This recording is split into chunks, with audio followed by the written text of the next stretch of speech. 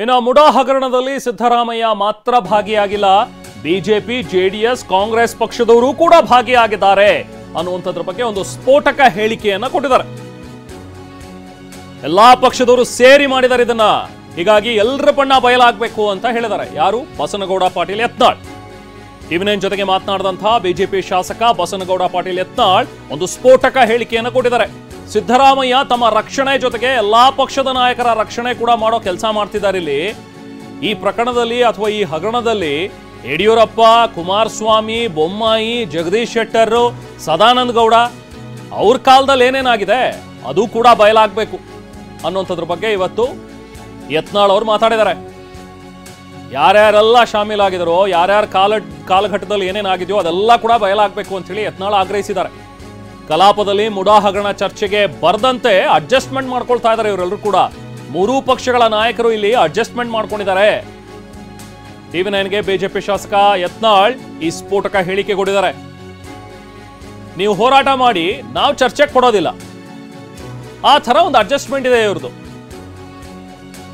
ನಾವು ಹೊಡೆದಂಗ್ ಮಾಡ್ತೀವಿ, ನೀವು ಹತ್ತಂಗ್ ಮಾಡಿ ಅನ್ನೋ ರೀತಿಲಿ ಇದೆಯಂತೆ. ಇದು ಬಸನಗೌಡ ಪಾಟೀಲ್ ಯತ್ನಾಳ್ ಹೇಳ್ತಾ ಇರುವಂತ ವಿಚಾರ. ಮುಡಾ ವಿಚಾರದಲ್ಲಿ ಹೋರಾಟ ನಡೆಯುವಾಗ ಡಿ.ಕೆ. ಶಿವಕುಮಾರ್ ಜೊತೆ ವಿಜಯೇಂದ್ರ ಹರಟೆ ಹೊಡಿತಾ ಕೂತಿರ್ತಾರೆ. ಏನಿದೆ ಕೆಲಸ? ಇಷ್ಟೊಂದು ಸೀರಿಯಸ್ ಆಗಿ ಚರ್ಚೆ ಆಗ್ಬೇಕಾದಾಗ ವಿಪಕ್ಷದವರು ತಮ್ಮ ತಮ್ಮ ಫೈಲ್ಗಳಿಗೆ, ತಮ್ಮ ಕ್ಷೇತ್ರದ ಫೈಲ್ಗಳಿಗೆ ಸಹಿ ಹಾಕಿಸ್ಕೊಂಡು ಕೂತಿರ್ತಾರೆ. ಅವರು ಇವ್ರಿಗೆ ಕಾಮನ್ ಸೆನ್ಸ್ ಇದೆಯಾ ಇವ್ರಿಗೆ ಅಂತ ಹೇಳಿ ವಾಗ್ದಾಳಿ ಮಾಡಿದ್ದಾರೆ ಟಿವಿ9 ಜೊತೆಗೆ ಮಾತನಾಡಿದಂತ ಯತ್ನಾಳ್. ಬನ್ನಿ, ನಾವು ಪ್ರತಿನಿಧಿ ಸುನೀಲ್ ಯತ್ನಾಳ್ ಅವ್ರ ಜೊತೆಗೆ ಮಾತಾಡಿದ್ದಾರೆ ನೋಡಿ. ಯಾವ ಕಾರಣಕ್ಕಾಗಿ ಚರ್ಚೆಗೆ ಅವಕಾಶವನ್ನ ಸದನದಲ್ಲಿ ಮೂಡ ಹಗರಣದಲ್ಲಿ ಕೊಡ್ತಾ ಇಲ್ಲ ಅಂತ ಹೇಳಿ ನೋಡಿ. ಇದರಲ್ಲಿ ಬಹಳ ದೊಡ್ಡ ಕೊಟ್ಟಿ ದಾಖಲೆಗಳು ನಿರ್ಮಾಣ ಆಗಿವೆ. ಇದು ಸಿದ್ದರಾಮಯ್ಯನವ್ರಿಗೂ ಒಂದಕ್ಕೆ ಸೀಮಿತ ಇಲ್ಲ. ನಾನು ಸದನದಲ್ಲಿ ಹೇಳಿದೆ, ಸಿದ್ದರಾಮಯ್ಯನವ್ರು ಒಂದೇ ಗುರಿ ಮಾಡಿಕೊಂಡು ಈ ಒಂದು ಪ್ರಕರಣವನ್ನು ನಾವು ನೋಡ್ತಾ ಇಲ್ಲ.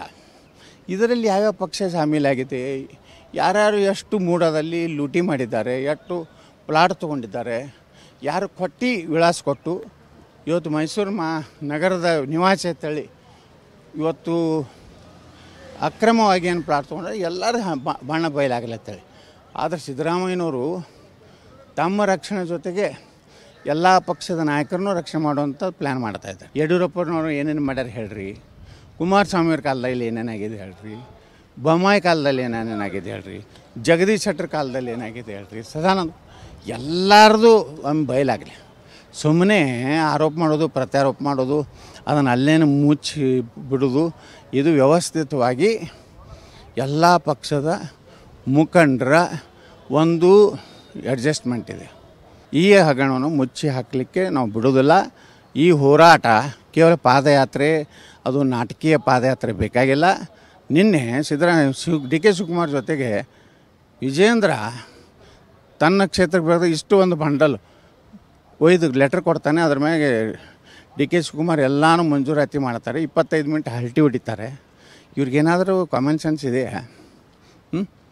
ಯಾವಾಗ ಹೋರಾಟ ನಡೆದಾಗ, ನಾವು ಬಾವಿಗಿಳಿದಾಗ ಯಾವುದೇ ಆಡಳಿತ ಪಕ್ಷದ ಸಚಿವರ ಜೊತೆಗೆ ಹರಟೆ ಹೊಡೆಯೋದು, ಮಾತಾಡೋದು ಒಂದು ರೀತಿ ನೈತಿಕವಾದಂಥ ಒಂದು ಇದು ಅಲ್ಲ, ನಡೆಯಲ್ಲ. ಅದಕ್ಕೆ ಇವರು ಕಾಣಿಸ್ಕೊಡ್ತದೆ. ಎಲ್ಲೋ ಭಯದಿಂದ ಅವನು ಡಿ.ಕೆ. ಶಿವಕುಮಾರ್ ಖುಷಿಪಡಿಸಲಿಕ್ಕೆ, ಸಿದ್ದರಾಮಯ್ಯ ಖುಷಿಪಡಿಸಲಿಕ್ಕೆ ನೀವು ಎಲ್ಲ ಈ ಆಟ ಆಡಿದ್ರೆ ರಾಜ್ಯದ ಜನ ಹುಚ್ಚರಲ್ಲ. ಕಾಂಗ್ರೆಸ್ನವ್ರು ಹೇಳ್ತಾರೆ ನಿಮ್ಮದು ಎಲ್ಲ ತೆಗಿತೀವತ್ತಾರೆ, ಬಿ ಜೆ ಪಿಯವ್ರು ಹೇಳ್ತಾರೆ ಇದನ್ನು ನಾವು ನಿಮ್ಮದು ತೆಗಿತೇನಂತಾರೆ. ಇವರಿಬ್ಬರು ತೆಗೆಯೋರ್ದು ಬ್ಲ್ಯಾಕ್ ಮೇಲರ್ಸ್ಗಳನ್ನ ಇವ್ರದ್ದೆಲ್ಲ ಬಣ್ಣ ಬಯಲಾಗಬೇಕಾದ್ರೆ ತನಿಖೆ ಇವತ್ತು CBI ಕೊಡಬೇಕಾಗಿತ್ತು, ಅದು ಕೊಡ್ತಾ ಇಲ್ಲ. ಅಲ್ಲಿಂದ ಚರ್ಚೆಗೆ ಅವಕಾಶ ಕೊಡ್ತಾ ಇಲ್ಲ. ಚರ್ಚೆ ಆದಾಗನೇ ಗೊತ್ತಾಗೋದಲ್ಲ, ಭಯ ಪಡೋದಿಲ್ಲ. ಇದನ್ನು ಹೈಕಮಾಂಡಕ್ಕೂ ನಾನು ಪತ್ರ ಬರಿತೀನಿ, ಈ ರೀತಿ ಎಲ್ಲ ಶಾಮೀಲಾಗಿ ಅಡ್ಜಸ್ಟ್ಮೆಂಟ್ ನಡೀತಾ ಇದೆ ಅಂತ ಪತ್ರ ಬರೀತಾರೆ ಹೈಕಮಾಂಡ್ಗೆ. ಅಡ್ಜಸ್ಟ್ಮೆಂಟ್ ಆಗಿದ್ದಾರೆ ಅಂತ ಹೇಳಿ ಬರಿತೀನಿ. ಈ ಪ್ರಕರಣದಲ್ಲಿ ನಮ್ಮವರು ಪಾತ್ರ ಇದೆ ಅನ್ನೋದು ಬರಿತೀನಿ. ಇದು ಏನಾರೇ ಪಾದಯಾತ್ರೆ ಮಾಡ್ತೀನಿ, ಅದು ಕೇವಲ ನಾಟಕೀಯ ಪಾದಯಾತ್ರೆ ಅದನ್ನು ಬರಿತೀನಿ. ಇದರಲ್ಲಿ ಎಲ್ಲರೂ ಕೂಡ ಒಂದು ರೀತಿ ಅಡ್ಜಸ್ಟ್ಮೆಂಟ್ ಆದ ರೀತಿ ಕಂಡು ಬರ್ತಾ ಇದೆ. ಹಾಗಾಗಿ ಎಲ್ಲ ಪಕ್ಷದವರು ಕೂಡ ಸತ್ಯಾಸತ್ಯತೆ ಹೊರಬರಬೇಕು ಅಂದರೆ ತನಿಖೆ ಆಗಬೇಕು, ಚರ್ಚೆಗೆ ಅವಕಾಶವನ್ನು ಕೊಡಬೇಕು ಅನ್ನೋ ಮಾತುಗಳು ಕೂಡ ಯತ್ನಾಳ್ ಅವರು ಹೇಳ್ತಾ ಇರುವಂಥದ್ದು. ಕ್ಯಾಮ್ರಾಮನ್ ವಿನೋದ್ ಜೊತೆ ಸುನಿಲ್, ಟಿವಿ9 ಬೆಂಗಳೂರು.